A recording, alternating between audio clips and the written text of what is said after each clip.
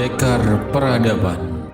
Artinya apa? Tidak bisa kita biarkan PKB hanya main-main klaim NU untuk dapat suara. Assalamualaikum warahmatullahi wabarakatuh.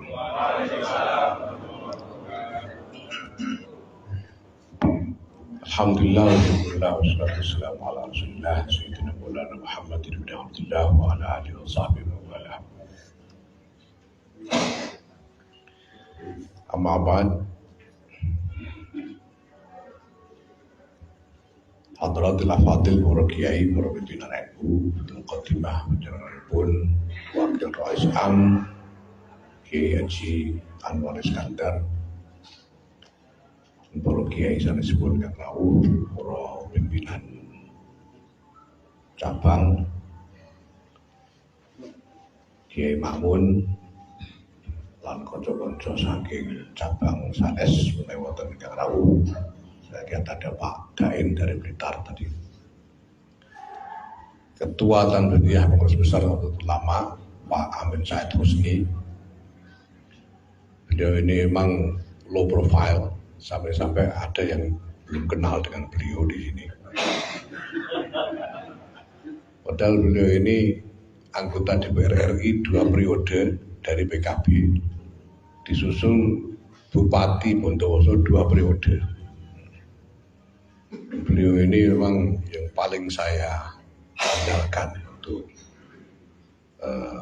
mengelola berbagai macam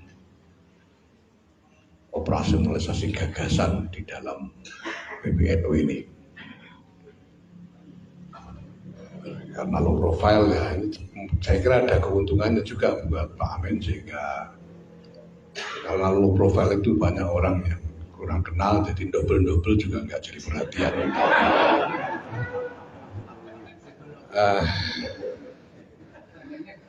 Bapak Ibu sekalian yang saya hormati, langsung saja beberapa hal yang saya laporkan. Pertama, bahwa sampai hari ini berarti kira-kira 2 bulan sesudah muktamar, PBNU telah berhasil mendapatkan agenda-agenda kerja yang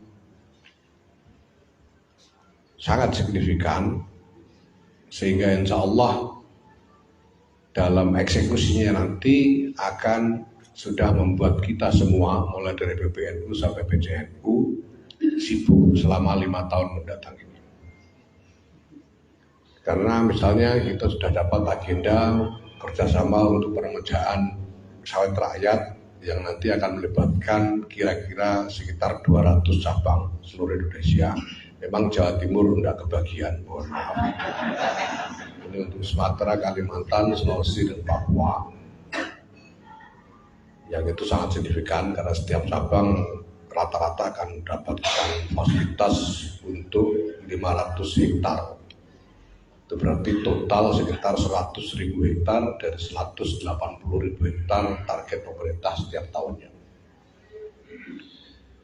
Dari tiap tahun nanti. Nah, kemudian kita juga sudah mendapatkan agenda untuk pengembangan kampung-kampung nelayan di 90 titik di seluruh Indonesia. Kita punya agenda untuk pemanfaatan hutan-hutan sosial di seluruh Indonesia yang itu juga luas sekali. Jadi saya lupa itu berapa hektar, itu hutan sosial seluruh Indonesia berapa targetnya Pak Amin?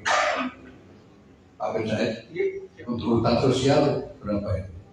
Targetnya sampai berapa hektar? 2.000 sampai angkanya. Ya. Karena luas sekali untuk hutan sosial. Untuk Jawa Timur saja itu ada kira-kira 5.000 hektar hutan sosial dengan pemanfaatan yang berbagai macam. Tentu tidak bisa semuanya untuk NU, itu karena harus dibagi-bagi dengan yang lain. Yang jelas ini memang besar sekali. Kemudian ada juga agenda-agenda yang akan lebih merata. Misalnya kita dapat agenda untuk mencetak ya, bukan hanya melatih. tapi mencetak 10.000 wirasantri. Artinya mencetak itu ya sampai jadi pengusaha beneran, sampai punya usaha beneran, bukan cuma pelatihan kayak PKD, PKL Ansor gitu. Tapi sampai jadi wira swasta beneran. Itu targetnya 10.000. Dan bisa lebih, karena kita ditantang lebih sebetulnya cuma karena seperti saya bilang di Bangkalan kemarin ya, karena belum pernah kita ambil 10.000 dulu lah. Nanti kalau mau tanduk ya tanduk. Dan lain sebagainya Pak. Ini jadi cukup banyak yang sudah ada, dan yang masih ngantri ya juga ada beberapa yang masih ngantri. Itu misalnya adalah program agenda yang kita agendakan bersama Kemenak misalnya, yang nanti eksekusinya itu sampai ke MBC gitu, untuk setiap kecamatan. Nah, walhasil insya Allah ini belum semuanya bisa kita umumkan secara resmi karena masih banyak yang dalam proses. Belum nanti yang dengan BUMN, yang dengan pihak-pihak swasta, yang banyak sekali yang belum kita urus. Yang sudah ada sampai hari ini saja ini sudah akan membuat kita sibuk dalam 5 tahun yang akan datang. Memang yang kita dapat sekarang ini hampir semuanya ini terkait dengan peluang untuk mendapatkan revenue, artinya mendapatkan sumber penghasilan untuk organisasi. Yang kemudian nanti penghasilan dari ini semua akan kita gunakan untuk membiayai program-program kita yang memang membutuhkan pengeluaran. Kayak dakwah itu nggak ada untungnya, kita mengeluarkan biaya. Lalu pendidikan itu juga kita keluar biaya. Nah, itu penghasilan ini kita gunakan untuk itu. Ini prinsip yang pertama. Yang kedua, karena kita ini bukan organisasi bisnis, maka penerima keuntungan paling besar nanti harus warga, individu warga, dan bukan lembaga organisasi. Nah, jadi misalnya gini ya, kita sudah buat skemanya, karena ini nanti akan menyangkut bisnis-bisnis yang cukup besar. Alhamdulillah kita sudah buat skema untuk pengelolaan bisnisnya. Bapak tentu sudah mendengar tentang kerjasama dengan pemerintah dalam bentuk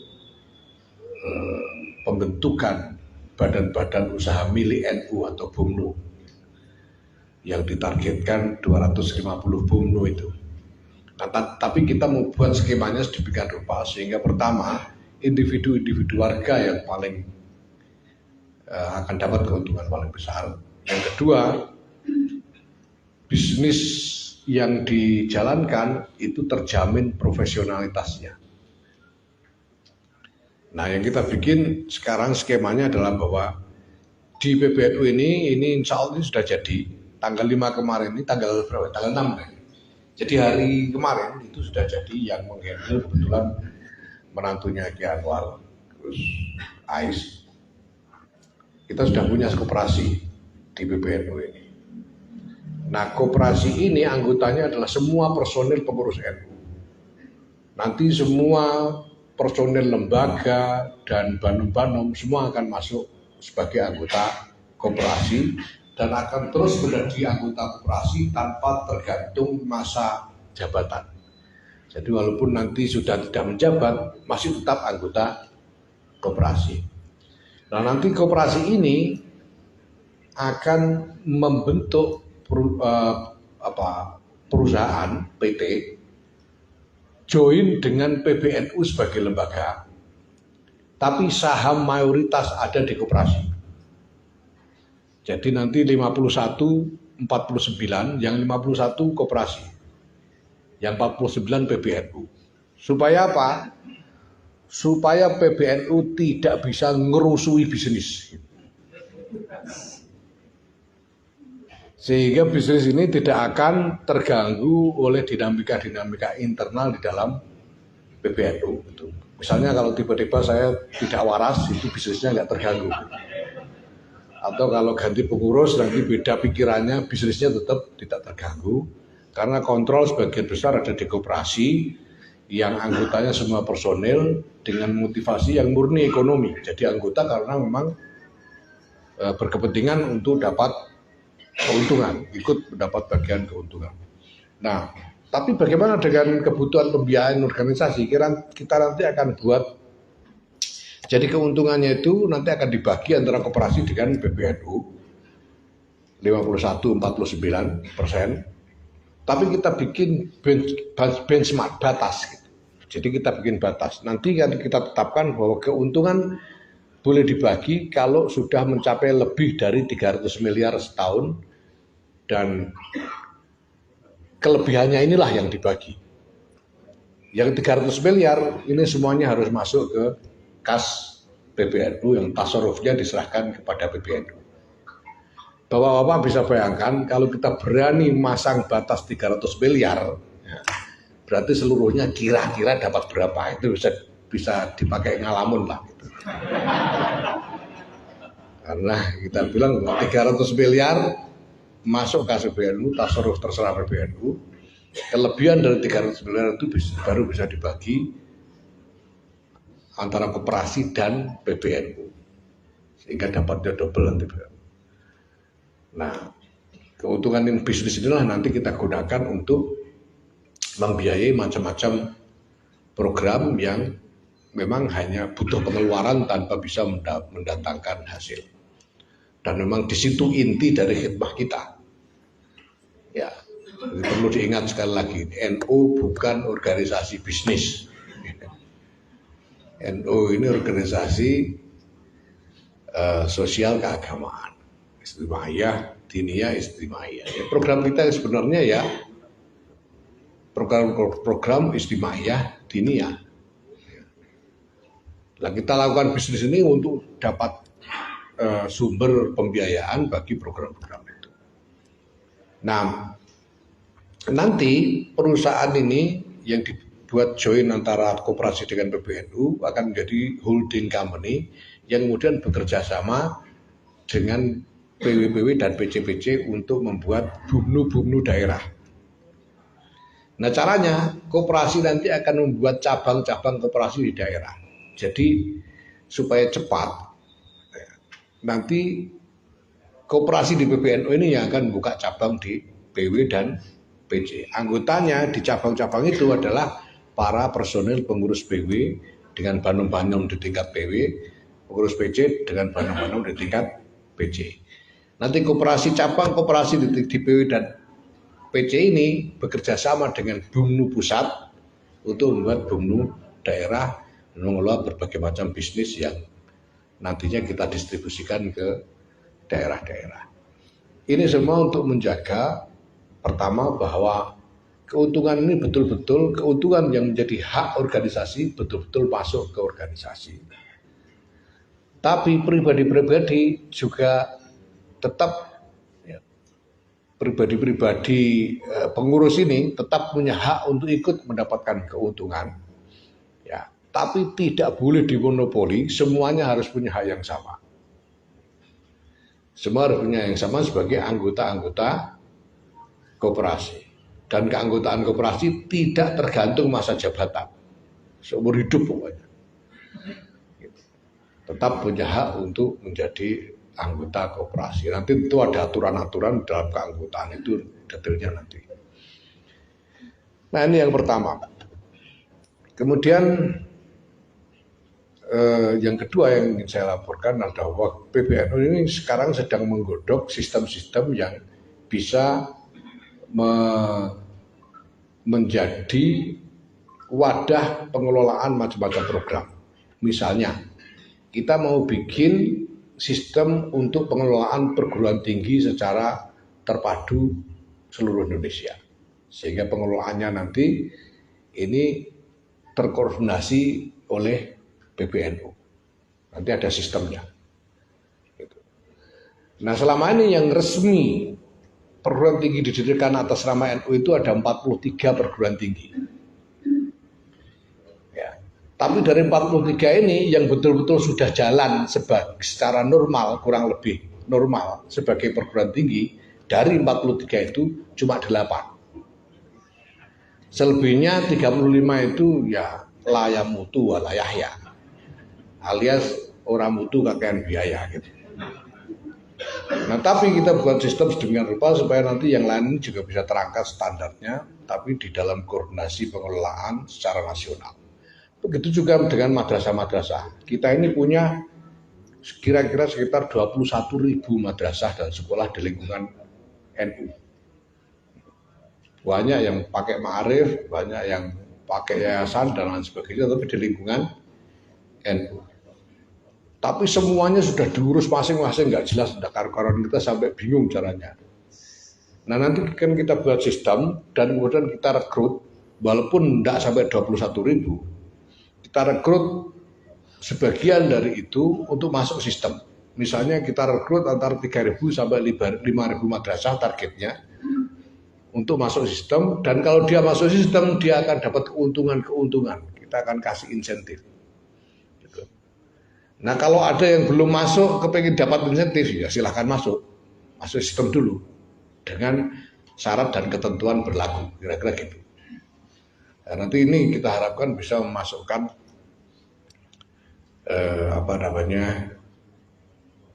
semakin banyak madrasah dan sekolah di lingkungan NU ini ke dalam sistem pendidikan nasional NU, sistem pendidikan nasional NU.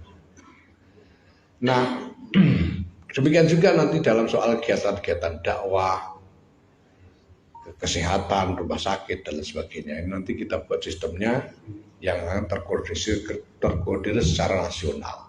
Dalam bahasa yang kemarin saya gunakan, kita ini ingin mengembangkan cara pengelolaan organisasi laksana pemerintahan.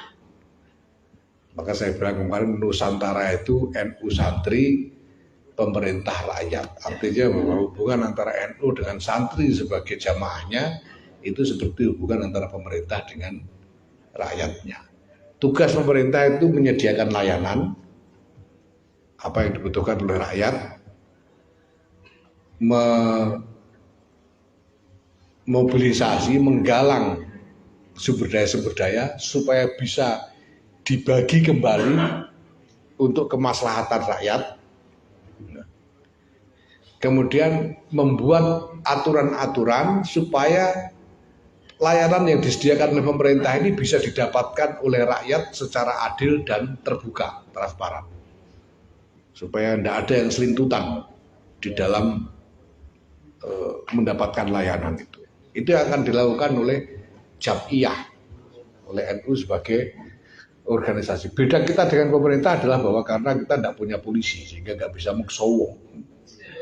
Kita tidak punya hak paksa. Kalau pemerintah ini punya hak paksa, kita tidak.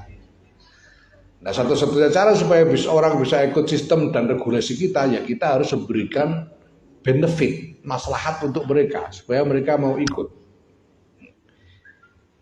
Ya, itu sebenarnya tadi dalam obrolan di bawah saya katakan saya sebetulnya kurang setuju dengan Kartan. Karena Kartan itu zalim. Warga disuruh bayar dapat kartu tapi tidak untung apa-apa. Kartunya nggak bisa dipakai apa-apa. Padahal nanti waktunya ada momentum ini itu mereka diklaim untuk dapat keuntungan eksklusif dari apakah organisasi atau sekelompok orang. Misalnya ada pilkada, kita punya anggota sekian ribu ini terdaftar kartunya, padahal anggotanya nggak dapat apa-apa, yang dapat ya tim sukses. Nah, maka menurut saya ini kezoliman ini harus diakhiri. Kezoliman ini harus diakhiri dan kita harus mengembangkan sistem kewargaan berdasarkan maslahat yang diterima. Orang yang ikut di dalam pusaran kegiatan NU ini harus sungguh-sungguh menerima maslahat yang nyata dari NU. Jadi nanti sistemnya misalnya kayak di Indomaret, Alfamart itu ada kartu langganan. Dan kalau orang bikin itu dia bisa dapat keuntungan, harga lebih murah lah atau apalah. Kita nanti bikin gitu. Ada pelanggan rumah sakit NU, ada peserta lembaga pendidikan NU, ada gitu-gitu, tapi manfaatnya jelas. Dia punya mendapat insentif, benefit yang jelas dari keikutsertaan, dari partisipasi ke NU-an itu. Ini yang ingin kita bangun ke depan. Maka kita katakan bahwa pembuatan Kartanu terutama secara online kita hentikan segera. Kita sudah umumkan kemarin, kita lakukan moratorium pembuatan Kartanu secara online. Karena kalau online semua orang bisa bikin Kartanu. Jangan-jangan nanti ada PKI daftar online dapat Kartanu. Ada SPI atau siapa saja orang ini, karena sistem pengecekannya nggak jelas. Maka kita hentikan segera. Walaupun sudah ada perusahaan yang mengelola itu, tapi itu perusahaannya bukan perusahaan NU. Pokoknya kita bantu bukan NU, dan barang siapa mendapatkan kartu anggota, mendapatkan Kartanu secara online dari website itu Kartanu yang tidak sah. Ya. Walaupun di situ ada tanda tangan saya dan tanda tangannya Rois Am. Ya. Karena tanda tangan bisa di-scan dan bisa dicetak begitu saja tanpa jelas. Kita nanti akan bikin tanda tangan digital yang di situ ada kodenya, sehingga kalau di-scan keluar kodenya. Kalau tidak ada kode berarti palsu. Itu nanti kita akan bikin seperti itu. Karena sekarang ini sudah zaman modern, jenengan belum bisa bayangkan, pokoknya nanti tahu sendiri. Ini sudah zaman digital. Ini soal Kartanu. Kedua, kita umumkan moratorium pelatihan kader, apapun bentuknya, di luar yang Banom, yang NU. Yaitu apa? MKNU dan PKPNU berhenti sekarang dulu. Berhenti dulu. Jangan bikin dulu. Berhenti. Kenapa? Karena pertama, sebagai sistem ini akan kita lebur supaya ada satu sistem pelatihan kader. Yang kedua, pelatihan kader ini akan kita integrasikan dengan struktur secara sempurna. Sehingga nanti orang yang sudah mengikuti pelatihan akan mendapatkan hak-hak struktural yang jelas di dalam organisasi. Yang ketiga, kita ingin mereorientasikan arah pelatihan kader ini. Karena saya tahu isinya semua. Saya tahu isinya MKNU, saya tahu isinya PKPNU. MKNU itu isinya cuma judul-judul koran, PKPNU itu isinya cuma bikin orang kepengen ngamuk tapi nggak jelas disuruh apa gitu. Ini harus dirubah. Kita butuh kader yang sesuai dengan kebutuhan kita. Kita butuh kader yang ngerti apa yang harus dia kerjakan. Tidak cuma pengen ngamuk tok gitu. Nah, maka kita hentikan moratorium, nanti kita akan susun ulang kurikulumnya. Sebetulnya bukannya membuang semua kurikulum, tapi menambahkan elemen-elemen yang bisa memberikan arah lebih jelas kepada kader. Oke. Ini dua, Kartanu dan soal kader. Yang ketiga soal politik. Soal ini agak gelisah, termasuk Gus Makmun gelisah.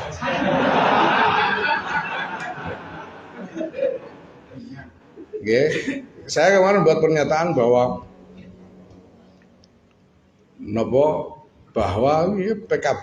PKB itu memang dibentuk oleh pengurus-pengurus NU dan kita biarkan hubungannya dengan NU alami. Tapi tidak bisa PKB menjadikan PBNU sebagai alat politiknya. Dan saya maksudkan bukan hanya PBNU tapi seluruh struktur NU. Artinya apa? Tidak bisa kita biarkan PKB hanya main-main klaim NU untuk dapat suara.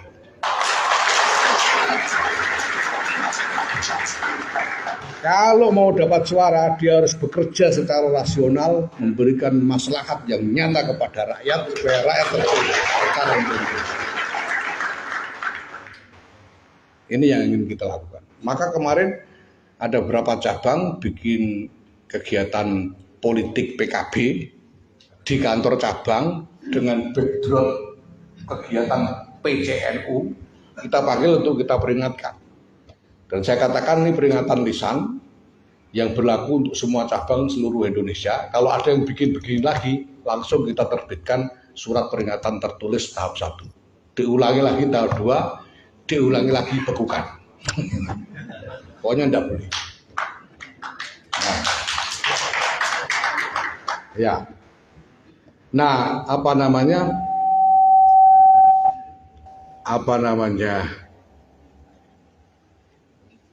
Sampai itu Bapak.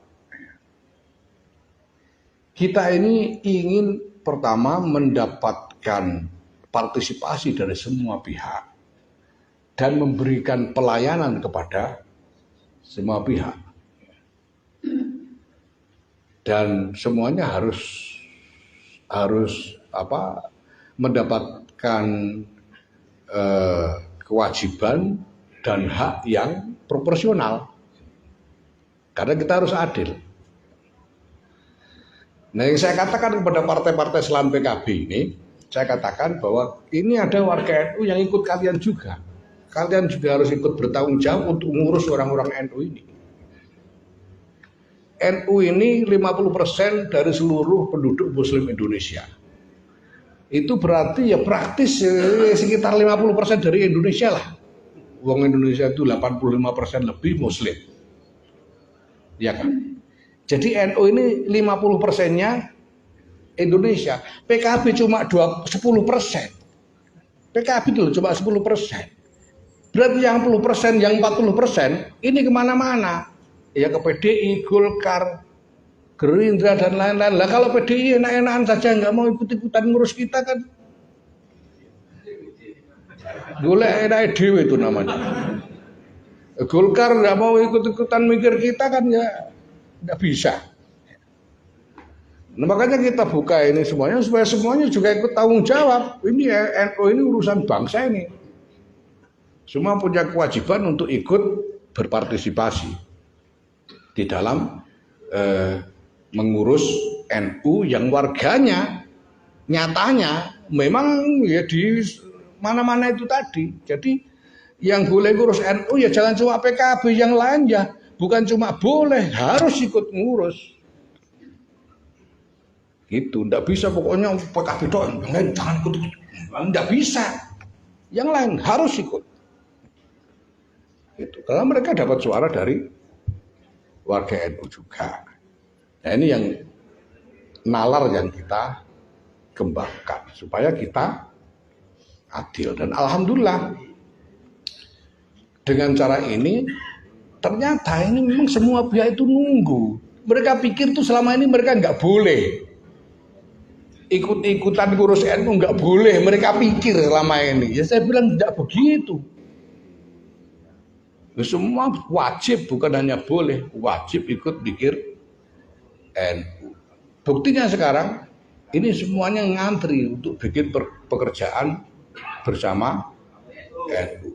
Hari ini Bapak, itu kalau ada menteri yang belum nemu ide pekerjaan bersama NU, enggak bisa tidur. Dia harus nyari apa ini. Ini alhamdulillah. Ini masih banyak menteri yang ngantri. Kita ini yang sudah dapat ini menteri BUMN, Menteri Kelautan, Menteri Kehutanan, Lingkungan Hidup, Menteri Koperasi dan UKM. Menteri Agama belum. Saya suruh pending. Nanti kalau volume toanya dikecilkan.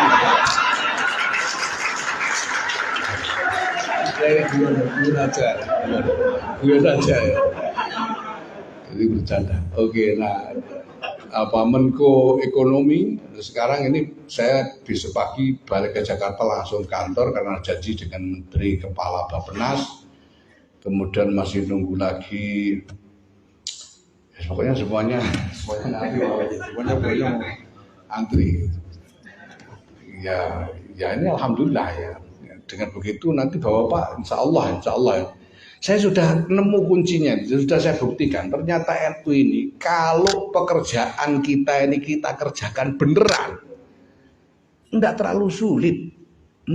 Buktinya ini Pak Said ya memang ya capek ya, sedikit kurang tidur lah 2 bulan ini. Pak Amin Said ini tulang punggung ya. Dia ngerjakin macam-macam negosiasi dengan kementerian, bikin skema kerjasama yang masuk akal macam-macam.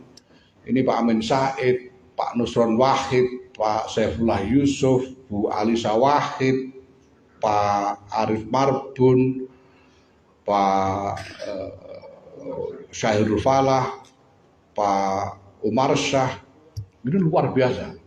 Mereka memang banting tulang betul ini. Kira-kira ya sekitar bulan terakhir ini Pak Amin ya, banting tulang betul untuk memastikan semua ini dan jadi kerjaan beneran. Jadi beneran nyatanya loh. Jadi sebentar lagi mudah-mudahan jenengan bisa merasakan bagaimana bedanya. Karena teman-teman ini sungguh-sungguh mau mengerjakan pekerjaannya. Dan ini memang yang saya cari. Ini memang saya cari. Makanya saya bilang selalu ini yang saya butuhkan, yang saya ajak, yang saya butuh. Yang saya tahu kemampuannya. Dan mereka saya ajak masuk dan saya nggak peduli orang mau ngomong apa. Itu saya bawa masuk Nusron tuh wow. Ini tidak peduli, saya butuh kok. Dan terbukti ya Pak Amin ya. Terbukti dia bisa kerja dan jadi kerjaannya. Saifullah Yusuf saya taruh sekjen wow, termasuk Kediri ini.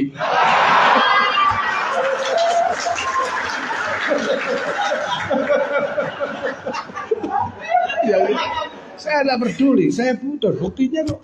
Ini semuanya ini di lapangan yang koordinir Saifullah Yusuf. Rangkaian kegiatan Harlah 4 titik yang dari ujung ke ujung Nusantara itu koordinatornya Saifullah Yusuf. Dia mampu kerjakan dengan baik.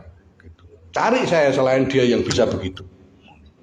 Kalau ada sini saya ganti, saya pecat dia. Kalau tidak ada ya terima saja lah. Ini cuma kerjaan.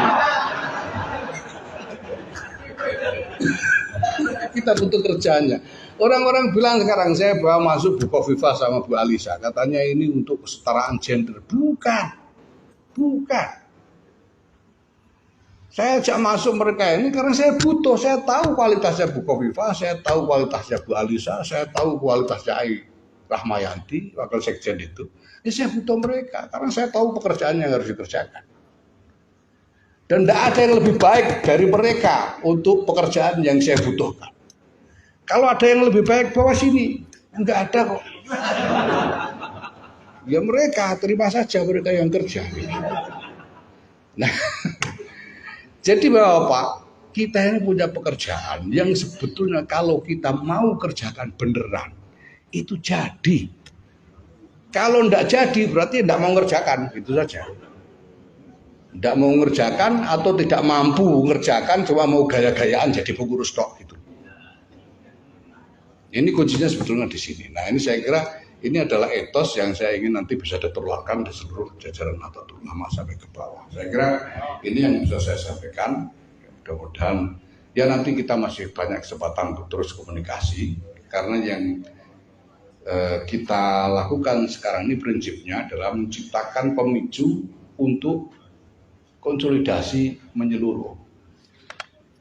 Saya sudah katakan ini waktu sebelum muktamar dulu lah, bahwa saya ingin gini, PBNU menggalang kerjasama dengan pihak lain, pemerintah atau swasta atau siapa di tingkat PBNU. Tapi agenda pekerjaan ini nanti dilaksanakan di cabang. Nah PBNU, misalnya sekarang PBNU kerjasama dengan Menko Perekonomian soal sawit ini Pak, soal sawit. Tapi pekerjaannya di cabang. Nah PBNU harus bertanggungjawabkan kepada Kementerian Koordinator Perekonomian tentang pelaksanaan pekerjaan ini. Nah karena yang ngerjakan cabang, PBNU harus terus monitor cabang, monitor, evaluasi, advokasi terus. Nah karena PBNU monitor terus, ada komunikasi antara PBNU dengan cabang secara terus menerus. Di dalam komunikasi itu nanti pasti muncul macam-macam masalah yang harus diselesaikan, dan ini nanti secara keseluruhan akan semakin memperkuat konsolidasi kita di dalam satu kesatuan organisasi. Ini saya kira awalnya. Jadi nanti sudah ini, insya Allah kita akan memiliki kesempatan untuk berkomunikasi secara lumintu, secara kontinu. Dan itu berarti cabang secara kelembagaan, wilayah secara kelembagaan dengan PBNU secara kelembagaan. Jadi tidak usah maksa-maksa ketua umum datang.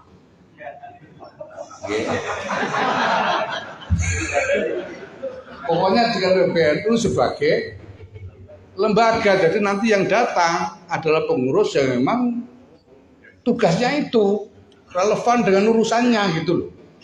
Tidak usah maksa ketua umum. Nah pekerjaannya ketua umum itu ya mengelola semua ini sebagai satu tatanan pemerintahan dalam tanda kutip. Jadi mohon jangan mengundang ketua umum untuk mau itu karena itu di luar kontrak. Saya kan sudah bilang sejak awal, saya ini ngelamar pekerjaan, udah dapat kontraknya ini gitu ya. Mau untuk hasanah itu di luar kontrak. Jadi kalau saya mau untuk hasanah itu melanggar kontrak. Tidak usah ya. Rebutan khitanan mau itu hasanah ketua umum apa itu tidak usah.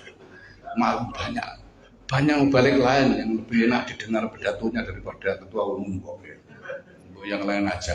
Ketua umum ini pengarahan. Ya pokoknya gitulah ya. supaya kita itu lebih jelas itu pembagian tugasnya. Terima kasih. Assalamualaikum warahmatullahi wabarakatuh.